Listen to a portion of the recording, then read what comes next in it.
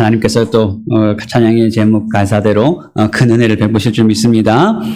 오늘 이 더운 날씨에도 이 예배 자리에 나오신 여러분들을 주님의 이름으로 축복하고 환영합니다. 우리 옆에 있는 분들과 같이 인사하고 시작하겠습니다. 할렐루야, 반갑습니다.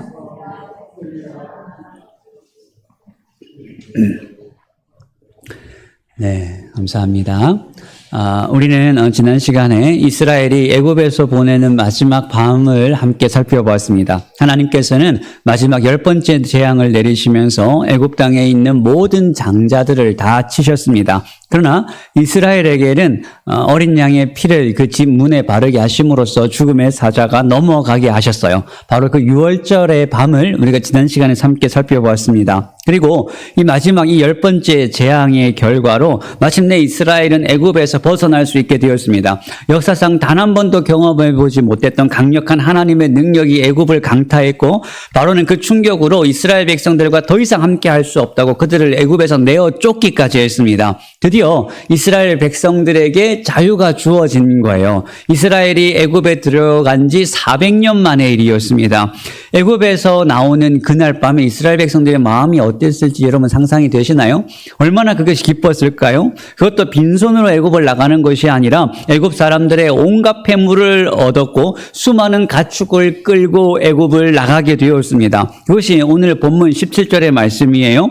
오늘 본문은 바로가 백성을 보낸 후에라는 말로 시작을 하고 있습니다. 드디어 이스라엘 백성들에게 자유가 주어졌고 이스라엘 백성들이 애굽을 나왔습니다. 그리고 이스라엘 백성들의 목표는 분명했어요. 가나안에 들어가는 것입니다. 자, 그럼 이제 이스라엘 백성들은 가나안에 들어가기만 하면 되는데, 문제는 오늘 본문에 펼쳐지는 이 양상을 보면 이스라엘의 기대와는 달리 하나님께서 이스라엘을 완전히 다른 방향으로 인도하고 계시다는 사실이에요.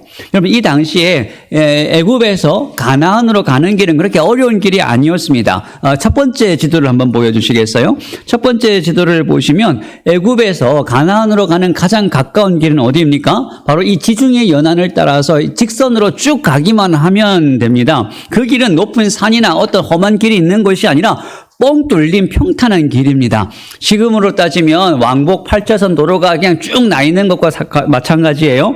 그럼 우리가 먼 길을 운전해서 갈 때 여러분들은 어떻게 가십니까? 저는 항상 이 내비게이션을 찍고 가는데, 요즘 내비게이션이 하도 잘 나와서 그냥 하나의 경로만 알려주는 것이 아니라 여러 경로를 알려주고 우리가 선택하게 하잖아요. 그럼 여러분들은 보통 어떤 경로를 선택하십니까? 저는 성격이 급해서 항상 무슨 일이 있어도 최단시간, 최고 빨리 가는 길, 항상 그렇게 선택해서 가는데, 같은 값이면 여러분 빨리 가는 게 좋잖아요. 막히지 않고 더 편한 길로 가면 더 좋지 않습니까? 그런데 오늘 본문을 보시면 하나님께서 이스라엘 백성들을 인도하시는데 우리의 기대와는 달리 전혀 다른 길로 인도하시는 것을 볼 수가 있습니다.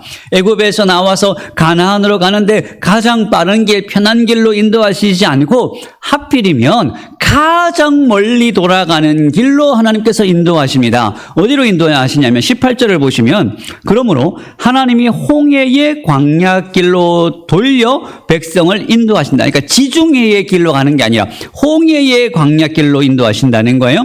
홍해의 광야길은 두 번째 지도를 보여주시면 가나안으로 가는데 제일 멀리, 할 수 있으면 가장 멀리 돌아가는 길로 인도하시는 거예요. 시나이 반도 끝으로 해서 하나님께서 쭉 돌려서 인도하십니다. 그래서 18절 말씀에서도 하나님께서 홍해의 광야길로 돌아가게 하셨다라고 성경은 기록하고 있습니다. 그러니까 직선으로 가면 일주일이면 갈 수 있는 길을 이스라엘은 이 가깝고 편한 길은 다 놔두고 돌고 돌아서 1년도 아니고 2년도 아니고 10년도 아니고 40년이라는 시간을 걸려서 가나안에 도착을 하게 됩니다. 그런데 이렇게 먼 길을 돌아서 가는데 오늘 본문이 또 동시에 강조하고 있는 것은 뭐냐면, 여러분 17절 한번 보실까요? 17절을 보시면 하나님이 그들을 그 길로 인도하지 아니하셨으니 라고 하고, 18절에서도 하나님이 홍해의 광야길로 돌려 인도하셨다라고 되어 있고, 21절에서도 낮에는 구름 기둥으로 그들의 길을 인도하셨다. 오늘 본문뿐만 아니라 13장 전체에서는 인도하셨다. 하나님의 이 인도라는 말이 9번이나 반복되고 있습니다. 그리고 인도라는 말만 안 나왔지 21절을 보시면 여호와께서 그들 앞에서 가시며 라고 말하면서 사실상 하나님께서 이스라엘을 앞서 가시면서 인도하고 계시다라는 사실을 13장 전체가 강조를 하고 있습니다. 그러니까 하나님께서 앞장서서 이스라엘을 인도하고 계시는데, 그런데 문제는 그 인도하는 길이 우리가 예상하거나 기대하는 길과는 정반대의 길로 인도하고 계시다는 거예요.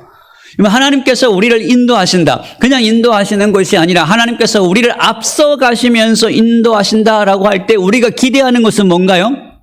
하나님께서 인도하시고 하나님께서 앞서 가신다면 우리가 가는 길이, 하나님께서 우리의 길을 인도하시기 때문에 평탄하고 형통한 길로 인도하실 것이다. 우리가 그렇게 기대하지 않겠습니까? 이게 하나님께서 우리와 함께 하신다, 하나님께서 우리의 길을 인도하신다라고 할 때 우리가 가지는 당연한 기대입니다. 그런데 정작 성경은 하나님께서 우리와 함께 하시고 우리의 길을 인도하시고 그것도 앞서 가시면서 인도하신다고 하는데, 실제로 이스라엘이, 그리고 우리가 직면하는 현실은 우리가 원하는 쉽고 빠르고 형통한 길이 아니라 당황스러울 만큼 정반대의 길로 우리의 삶을 인도하고 계신다는 거예요.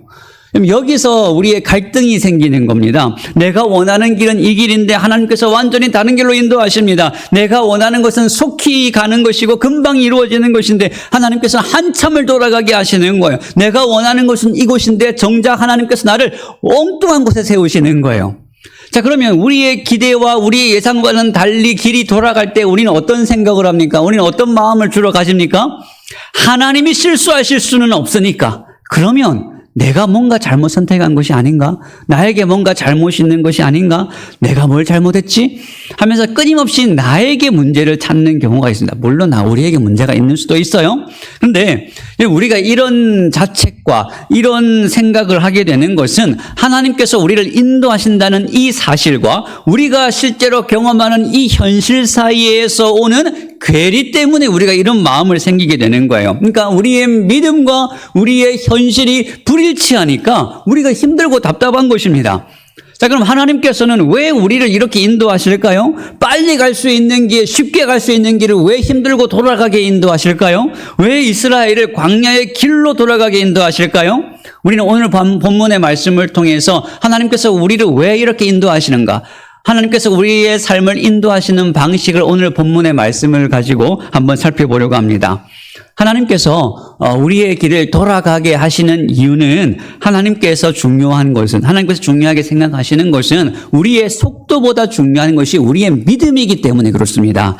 그럼 17절을 한번 다시 볼까요? 17절을 보시면 바로가 백성을 보낸 후에 블레셋 사람의 땅의 길은 가까울지라도 하나님이 그들을 그 길로 인도하지 아니하셨으니 이는 하나님이 말씀하시기를 이 백성이 전쟁을 하게 되면 마음을 돌이켜 애굽으로 돌아갈까 하셨습니다. 그러니까 하나님께서 가장 가까운 길을 놔두고 먼 길로 인도하시는 이유는 뭔가? 블레셋 사람의 땅의 길은 가까울지라도, 하나님께서 그 길이 가깝다는 걸 아셨어요. 그러니까 모르고 그 먼 길로 인도하신 건 아니에요. 그러면 왜 돌아가게 하셨는가? 하나님께서 이스라엘의 마음과 그 상태를 아셨기 때문에 그렇습니다. 이 백성이 전쟁을 하게 되면 마음을 돌이켜 애굽으로 돌아갈까 하셨습니다. 7절에서, 왜냐하면 그 길이 블레셋 사람의 땅의 길이기 때문이라고 하나님께서 말씀하십니다. 그러니까 블레셋 사람들이 살고 있던 땅이라는 거예요. 그럼 블레셋 사람들은 어떤 사람들입니까? 다윗이 싸웠던 거인 골리앗이 어디 사람이에요? 바로 이 블레셋 사람입니다. 그러니까 블레셋은 크고 강한 민족이고 전쟁에 능한 민족입니다. 그런데 이스라엘은 어때요? 400년 동안 애굽의 노예로 살아왔습니다. 그러니까 뭐 군사 훈련을 받아봤겠어요? 아니면 뭐 변변한 무기가 제대로 있겠습니까? 지금까지 이스라엘은 노예로만 살아왔기 때문에 전쟁을 단 한 번도 경험해보지 못했습니다. 그런데 블레셋은 이미 이 시대부터 철기 문화가 발달해서 최첨단 철기 문화로 무장하고 있고 철병거를 가지고 있는 민족이에요. 그러니까 이 체급 차이로 보면 이스라엘과 이게 비교가 안 되는 겁니다. 물론 하나님께서는 애굽도 굴복시키신 분이시니까 블레셋과 싸워도 충분히 하나님께서는 이스라엘을 이기게 하실 수 있는 분이십니다. 그러니까 싸움에서 질까봐 블레셋을 피하게 하신 것이 아니에요. 블레셋이 문제가 아니라 이 이스라엘이 문제인 겁니다. 아직 이스라엘은 전쟁을 치를 만한 믿음이 이들에게는 아직 없는 거예요. 하나님을 신뢰하고 자신의 모든 것을 전적으로 하나님께 맡길 만큼 그 믿음이 자라지 못했습니다. 왜냐하면 그 이스라엘의 상태가 이렇다는 것을 나중에 우리가 다음 시간에 살펴볼 홍해 앞에서 이스라엘의 모습을 보면 그들의 믿음이 적나라하게 드러납니다. 여러분, 믿음이라는 것은 갑자기 어느 날 하루아침에 하늘에서 뚝 떨어지는 것이 아닙니다. 중요한 것은 우리가 어떤 길로 가느냐가 중요한 것이 아니라 그 길이 짧은 길이냐, 먼 길이냐, 형통한 길이냐, 힘든 길이냐가 문제가 아니라 중요한 것은 우리의 믿음, 우리의 마음이 여전히 연약하다는 사실이에요. 여러분, 이스라엘의 문제가 뭔가요? 하나님은 블레셋을 만날지라도 그 길에서 충분히 이기게 하실 수 있는 분이십니다. 그러나 이 이스라엘의 문제는 그 하나님을 신뢰하고 그 하나님을 바라보면서 전적으로 의지하는 것이 아니라 그저 이 눈앞의 문제만 보고 그 현실의 문제에만 반응을 하는 거예요. 하나님께 집중하고 하나님을 바라보고 하나님을 의지하는 것이 아니라 하나님께서 우리를 이기게 할 것이다 라고 이렇게 담대한 믿음을 가지는 것이 아니라 여전히 이 현실의 문제에 그 문제를 바라보면서 그 어려움과 문제에만 반응을 하는 것입니다. 여러분, 가나안에 빨리 들어간다고 해서 이스라엘의 믿음이 크게 빨리 자라는 게 아니에요.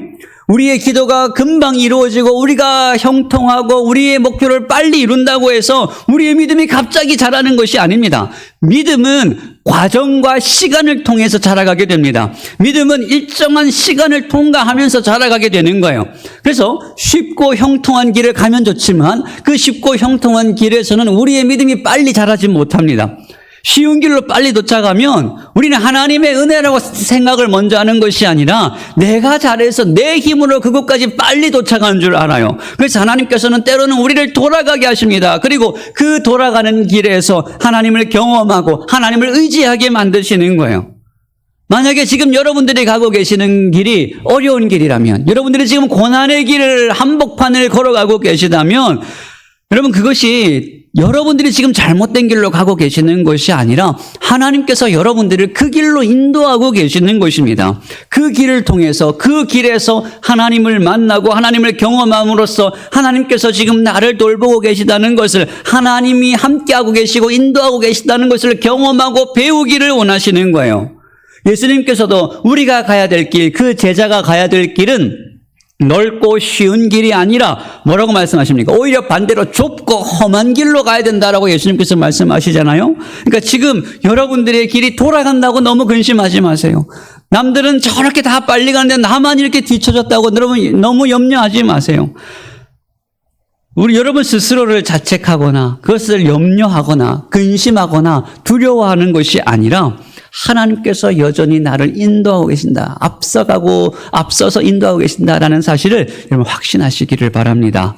여러분, 이스라엘이 광야 40년 길을 돌아가는 것은 그 징계의 시간이 아닙니다. 이스라엘이 하나님을 가장 깊이 알고 가장 깊이 경험하는 장소가 바로 그 광야의 현장이었습니다. 하나님의 목적은 이스라엘이 빨리 가나안에 도착하는 것이 아니라 이스라엘의 믿음이 자라가고 이스라엘이 하나님을 더 알아가게 하는 것이 하나님의 목표예요. 여러분들이 가는 길이 돌아가는 길이든 아니면 고난의 길이든 힘든 길이든 아니면 형통하고 빠른 길을 여러분들이 가고 계시든지 내가 가는 이 길이 정말 이 제대로 가는 길이다. 내가 가는 길이 정말 하나님께서 원하시는 길이다 라는 것을 확인하는 것은 딱 한 가지만 여러분들이 확인하시면 이게 확인이 됩니다. 내가 가는 이 길이 하나님으로부터 멀어지게 하는 길인가? 아니면 내가 가는 이 길이 하나님과 가까워지게 하는 길인가? 이것만 확인하면 되는 거예요. 그 길이 아무리 빠르고 형통한 길이라고 할지라도 하나님으로부터 계속해서 멀어지게 하고 있다면, 하나님에 대한 생각을 놓치게 하는 길이라면 그 길은 굉장히 위험한 길일 수가 있습니다. 그럼 빨리 우리는 돌이켜야 되는 거예요. 그러나 힘들고 어려운 길을 내가 여전히 가고 있지만 그러나 하나님을 더 붙잡게 만들고 하나님을 더 의지해서 가야 되는 길이라면 여러분, 그 길은 힘들지만 그 길이 진짜 형통한 길이에요. 그 길이 진짜 복된 길입니다. 우리가 기억할 것은 우리가 가는 길이 멀다고 하나님께서 멀리 계신 것이 아닙니다. 우리가 돌아간다고 하나님께서 실수하시는 것이 아니에요. 하나님은 오히려 그 길 위에서 여러분들과 함께 하시는 하나님이십니다. 여러분, 날마다 여러분들이 믿음으로 가는 그 길에서 하나님을 만나고 하나님을 경험하시기를 주님의 이름으로 축복합니다. 우리 18절과 19절 한번 같이 읽어보겠습니다. 18절, 19절 같이 읽습니다. 시작. 그러므로 하나님이 홍해의 광야길을 돌려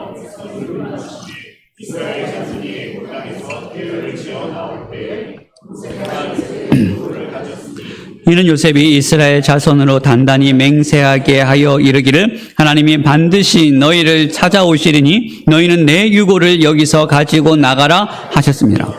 자, 18절에 그러므로 하나님이라는 말로 시작을 하고 있죠. 그러니까 이 광야의 길은 하나님께서 정하신 길입니다. 그러면 왜 광야의 길로 돌아가게 하시는가? 그 이유를 19절에서 설명하시는데 이스라엘이 지금 걷고 있는 이 광야의 길은 그냥 무의미하게 돌아가는 고생길이 아니라 하나님께서 오래전부터 말씀하시고 약속하셨던 구원의 길입니다.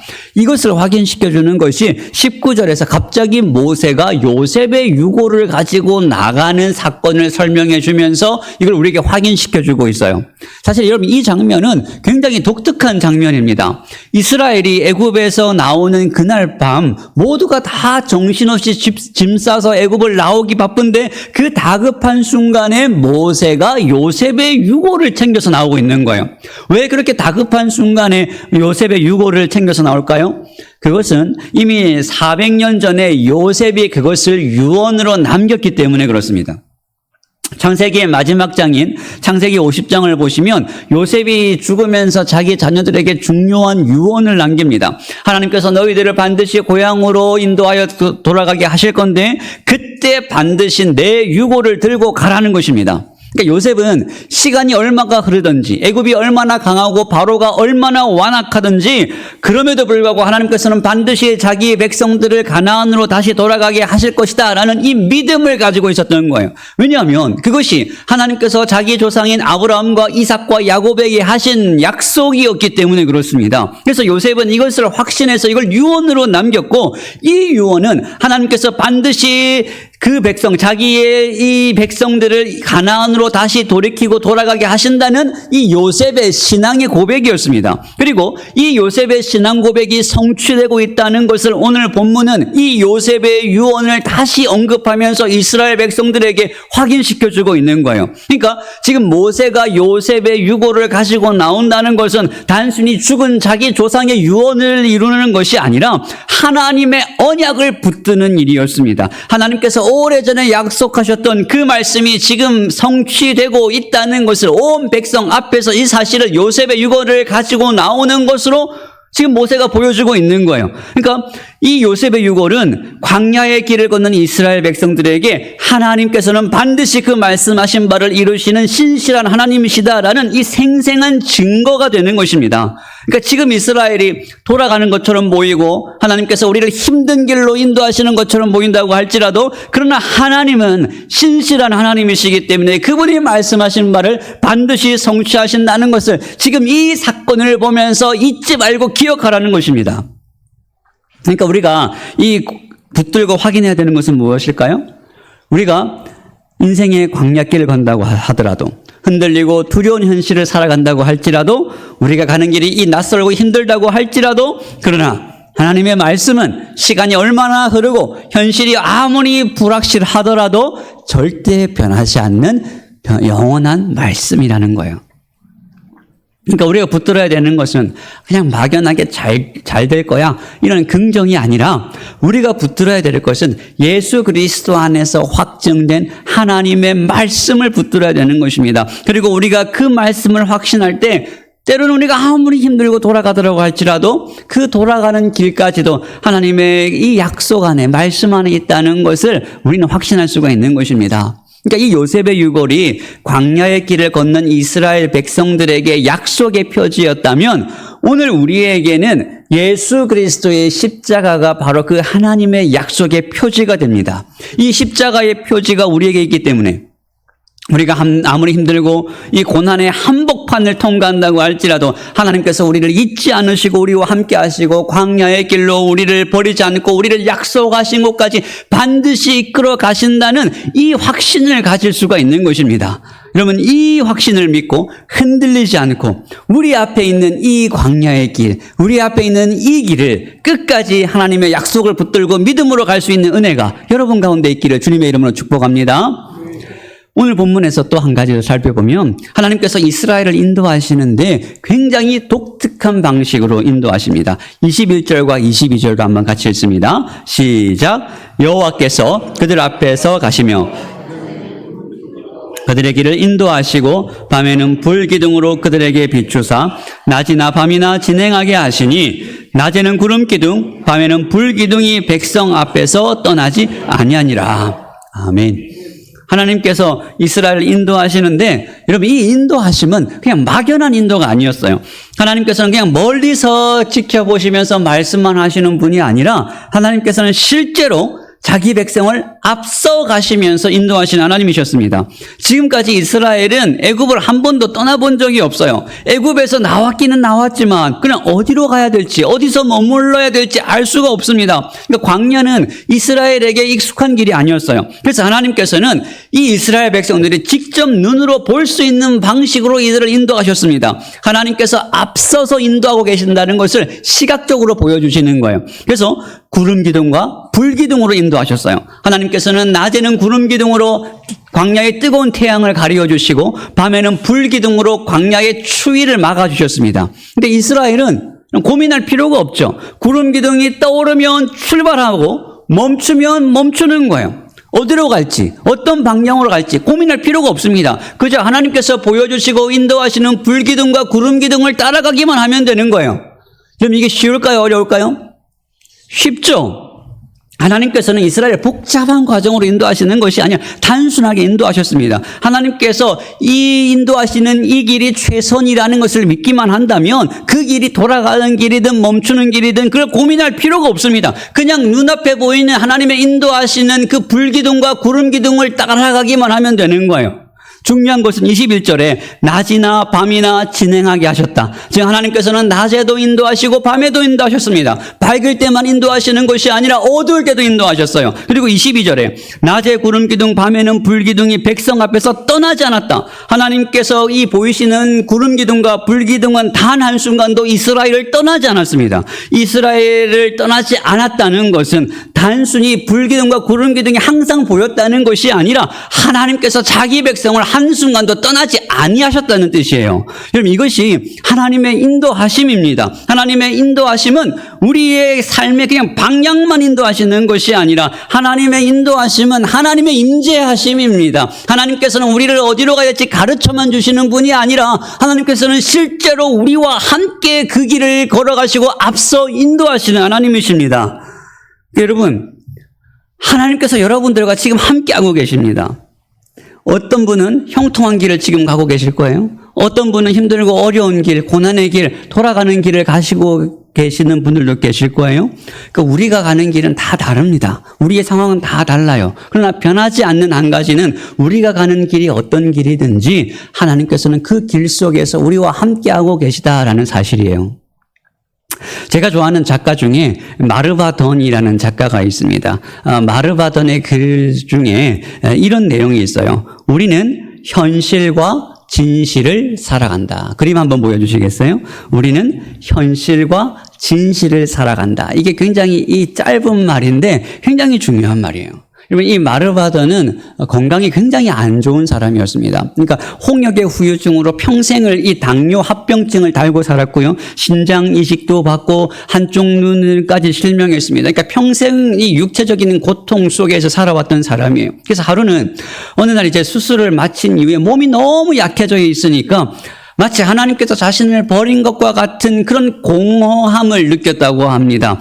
이때 이 마르바던이 경험하고 있던 그 현실은 고통스럽고 하나님께서 마치 계시지 않는 것처럼 느껴졌습니다. 근데 현실, 자기가 느껴지는 현실은 그렇지만 그 현실이 진실은 아니라는 거예요. 진실은 우리가 고통스러운 현실 속에 있더라도 하나님은 여전히 우리를 사랑하시고 우리와 함께 하시고 우리와의 관계를 놓지 않으신다. 이게 진실이라는 것입니다. 그러니까 현실은 우리가 하나님을 느끼지 못할 수 있지만 그러나 진실은 하나님께서 언제나 우리와 함께 하신다는 것입니다. 그러니까 우리는 이 현실을 살아가지만 우리 눈앞에 보이는 이 현실, 우리가 경험하는 이 현실을 살아가지만 이 현실을 진실을 확신하고 진실을 믿으며 살아가는 것이 우리가 믿는 믿음이라는 거예요.